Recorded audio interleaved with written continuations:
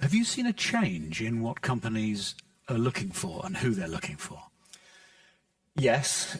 So I'm going to give some historical context here, actually, because that's probably useful to explain where we're at.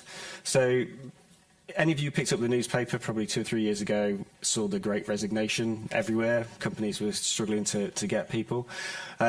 That coupled with the fact that, I mean, we heard about it this morning, the SAP's 93% of their employees wanted a company that was more sustainability focused.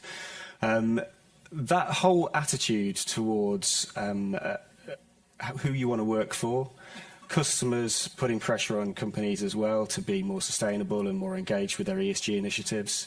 And then also you have, wider issues as well from a regulatory point of view, all meant that about 2 or 3 years ago, you had this Great Resignation happening, but you also then had companies clamoring to appoint at that senior level, so the CSO type level or head of ESG type level.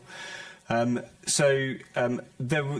that kind of tapered off. So we track these numbers really quite closely, and that did taper off to the beginning of this year. Now, timing-wise, that works really well with that narrative of around 2.3 years, because actually what we're starting to see now is those senior level positions start to creep up a little bit again. Not to the same sort of levels of mad clamour for hiring. They did seem to spike around springtime, but they are just steadily climbing up at the moment. So that's one of the areas where we're seeing a kind of a shift back towards hiring for those positions.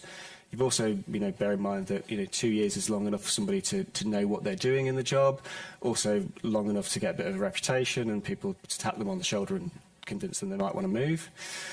And then you've also got the fact that we are all looking at reporting more and more. So, this has probably come up in every talk today and tomorrow, that companies are more and more interested in how they do their reporting.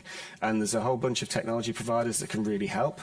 But at the end of the day, there is still a demand for people in that area.